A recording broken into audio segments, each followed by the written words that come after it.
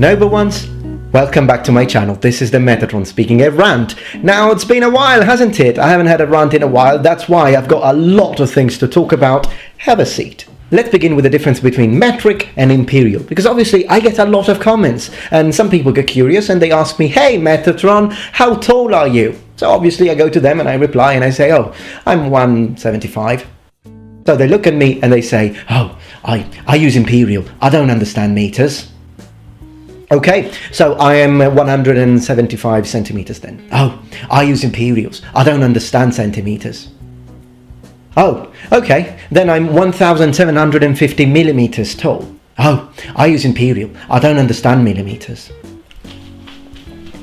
You don't understand millimeters? Right, let's go to a gun shop. Wow, that's a lovely gun there. We need bullets for that. You use 9 millimeters, right? So, let me get this straight. You use millimeters for bullets, so you understand them clearly, and you don't understand them well. It's a decimal system. Given, I have to say, I have to give it to you, you've got the better name. Imperial sounds a lot better than metric. Yeah, absolutely, it's more epic. But the metric system is decimal. There's nothing to understand about it. Now let's try and use inches to describe bullets. Right, so a 9mm bullet would be a 0.354331 inches bullet. Yeah, good luck saying that. But I'm not done. Let's talk about the word Italia. Italy. What a wonderful word. You have no idea how many comments I get, and I've already mentioned this, but the comments keep coming back. So apparently I have to have a rant, because probably that's the only way I can at least get it out of my system. Like, you know, I talk about the ancient Romans, and so I'm explaining about the Romans and talking about the legions and talking about the battles and whatnot, and then I say, and in this case, this whatever legatus brings the legions back to Italia. Oh gosh, opened a can of worms, plural. Oh, Metatron, you talk about the ancient Romans, you don't even know that Italy wasn't even a country back then. It's such a recent country. Do your research. What are you doing? You don't even know that. Oh, you're so stupid. You're so silly. You talk about Italy. You shouldn't say Italy. Italy, it's a modern word. Why do you use a modern word? There was no Italy at the time. Shut the up. Shall we have a look at Latin literature? How about all of Latin literature pre-Christian? The word Italia in Latin is used 780 times in the nominative and ablative form in all of Latin literature, and if we include all other grammar forms, the word Italia is found 1,599 times in Latin literature. The word Italia and the country Italia are separate things. Yes, I know, I'm Italian, I know that we haven't had a country for very long, but the word Italia to mean the whole area, it's absolutely fine. So at first the word Italia is actually a small area of Italy, then as time progresses in the Republican period, it's used to mean the entirety of the peninsula, and then as we get into imperial times, if I remember correctly, also the islands become Italia. So the word was definitely used, just stop it. No, I'm going to rant about Italians too now. Let's talk about translation. How about we talk about, I know English, so of course, often people ask me, so Raf, how do you translate this word? How do you translate that word? And I've got people asking me, hey Raf, how do you translate the Italian word vietato in English? Now, the word vietato in English, it means prohibited. Vietato, prohibited. You find it on the signs, vietato fumare, so it's like smoking is not allowed. That's what it means. Oh great, this is Italian people. And they're like, okay great, so how do you translate severamente vietato? Prohibited.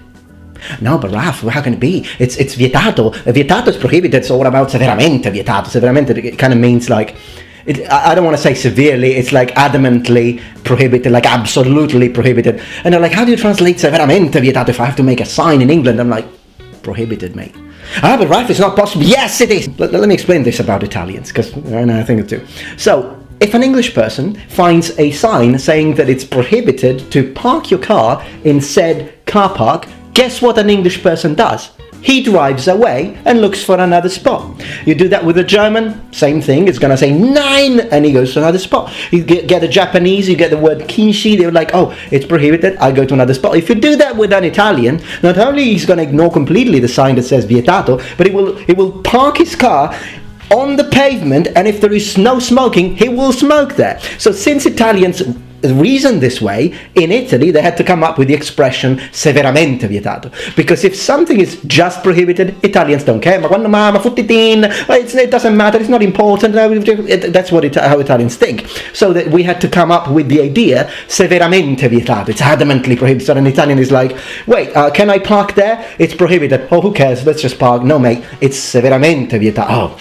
Oh, no, if it's severamente vietato, well then, okay, allora, it's that. But when you have to translate that for an Englishman, you just put prohibited, because that's all you need. It's prohibited. Great, you don't do it. That's not how Italians think. So that's why, translation sometimes can be a bit problematic. No need to use severamente vietato for the English, I can assure you. Bella questa, severamente vietato. Perché vietato non funziona. Prohibited, vietato, doesn't work. It's just a decoration like Christmas. Do you like ham? Because if you don't, do not come to Sicily, don't come to Palermo. Just don't. If you come to Palermo, just understand this. Ham is called prosciutto. Prosciutto.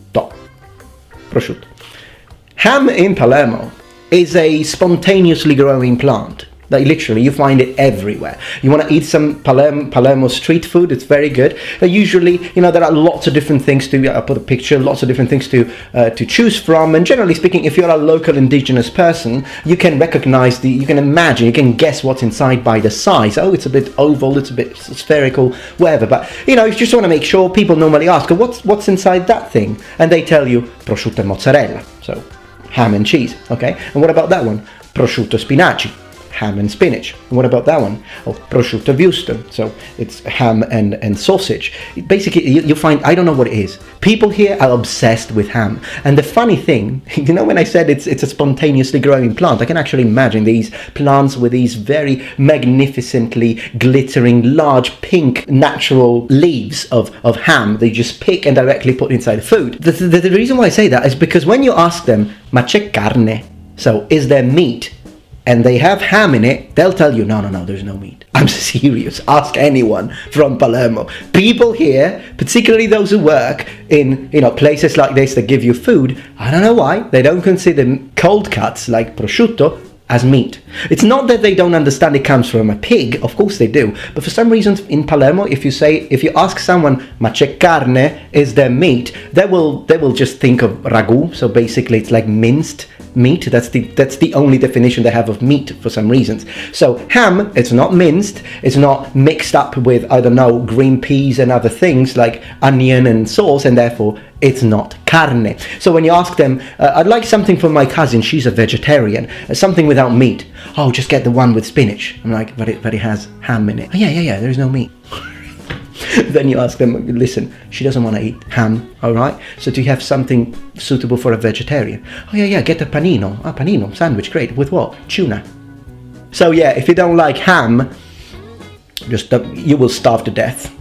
But alright, Noble Ones, I hope that you enjoyed this rant. It has been a while since I produced a rant, so I hope you find it entertaining, and the funny thing is it was actually historically accurate, I can assure you that. If you're not yet a member of this community, become a Noble One, subscribe to my channel for more content from the Metatron, and I will see you on Saturday for my next upload. Ciao. Prosciutto.